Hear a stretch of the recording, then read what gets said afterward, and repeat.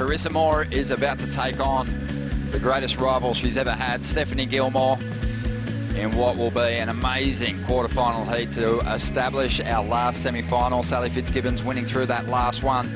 A lot of history between these two competitors. Yeah, amazing. And this will be their fourth heat here at Snapper Rocks. Carissa has had 2 victories over Steph in the head-to-head heats. There we go. This is the quick start from Moore. Well, nice little 2-turn combo. But, oh, not able to finish that ride. And here we go, live action, just drifting that tail into reverse. She had it. Did she need lost it to the rain? Here we go, Gilmore on her first shot at a score. She'll enjoy these cleaner conditions. She'll be energized for this heat. It looks that way at the moment. Beautiful style, as always. She's just working away on this ride. It's not really standing up too well at the moment. A bit of foam on the face to deal with, and Steph's not even going to bother with the finish. She wants to get 2 rides that are better than that one. But here we go. This is Gilmore on the replay. Well, look at the wedge. It looked like it was just going to stand up on the bank. And she thought it, but there's that crease. It kind of came back at her. It didn't have that nice stretched out wall into Rainbow Bay, so she kind of had to just do cutbacks. So this will probably come underneath the first exchange of Carissa Moore's on her first wave, which came in at a pretty good score. That 2-turn combo earned her a 6.33. Whereas Steph will probably come slightly under that. But a good start for even Steven. We're going to still see. Just over 18 minutes to go, and Carissa on the inside now. She took a ride, didn't get too far down the line. There's a nice, long, drawn-out carve from top to bottom. You just keep an eye on how much water Carissa covers. Same with Steph Gilmore. She drifts the tail on that move. So you can see the form there.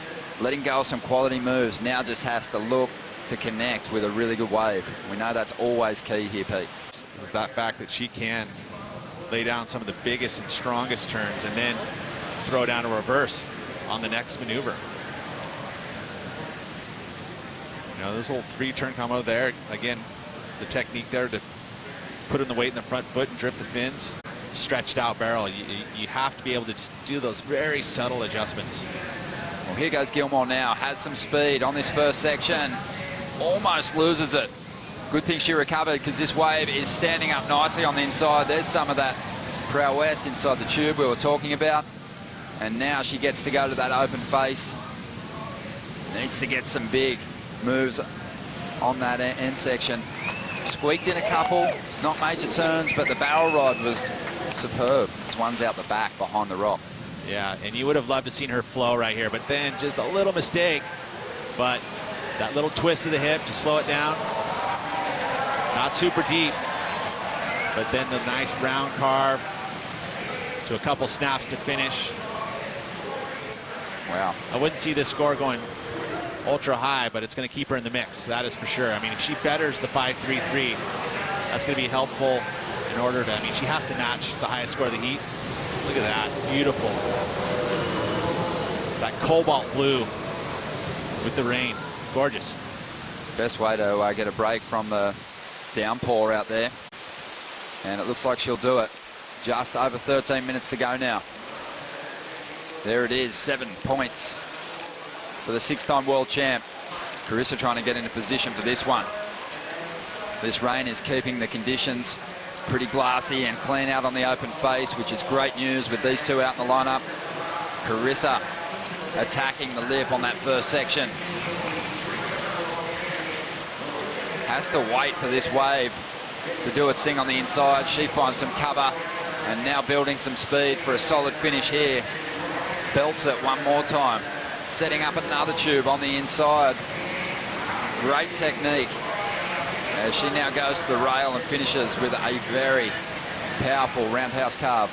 Getting the competitors back to the lineup, but let's first have a look at Carissa's ride. How much speed she carries through that maneuver, keeping it all down the line. There's that little stall. It's interesting to see how barrel she gets. A little tube time, but again, this whole wave, she is flying down the line. And that is part of the criteria, the speed. Good little healthy mix of in and out of the barrel too. And then the finish, strong roundhouse cutback. You know, trying to better a 5.17. You would say she's probably done that. Look at this wave.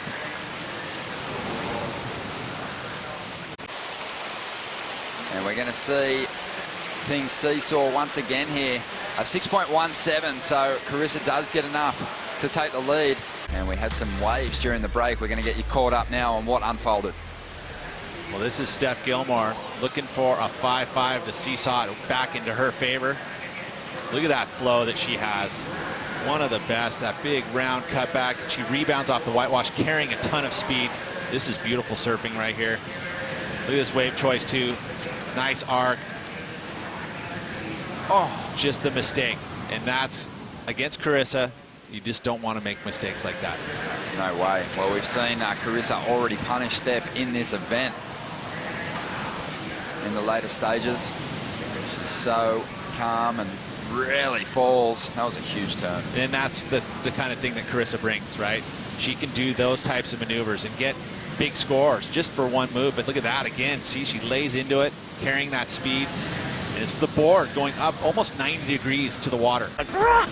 So aggressive, so powerful. And that was live action, yep. And here goes Steph as well. I think she's on one, boys. Wow, Steph Gilmore with a huge first turn, falling out of the lip. The combination of those two moves alone will fetch big numbers, and she goes even harder on that third effort. Grabbing that rail, great control. Some of this fire has been missing from Steph in recent times, but she is amped up against her greatest rival. And what a finish. Can she hang on? She loses it at the end, but Pete. It doesn't matter. I mean, it was a substantial difference. Look at this wave choice. The rain is abated, but look at this section.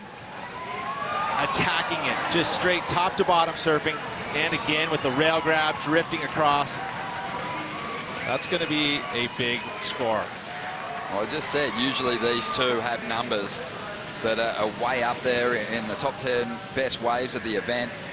And this one's got to be right at the top. That was the combination of three extremely solid maneuvers. A minute and a half to go. And the numbers coming in. Have a look at it. Well, a lot of this too. I mean, the angle of approach on a wave that vertical is so difficult. Again, straight to the bottom. And look at this wave choice. This is giving her the canvas. I mean, it was just an unbelievable section, and she was able to belt it 3 times across. This one here, getting the grab to show a little bit of a versatility, just releases and then puts the arms back to stay over the top of her board. Beautiful stuff there from Steph Gilmore. 1 minute remaining. Steph Gilmore puts away a 10. 4 judges showing it a 10. 1 put up a 9.8. There's the average. And the crowd is lighting up. I think sometimes what will happen too is that when you're that good, all of a sudden you're just intuitive that you're just going to go for it like that. I don't even know if that was in her head at that point because it just looked like such a good wave. You had to unleash on it. Unbelievable stuff.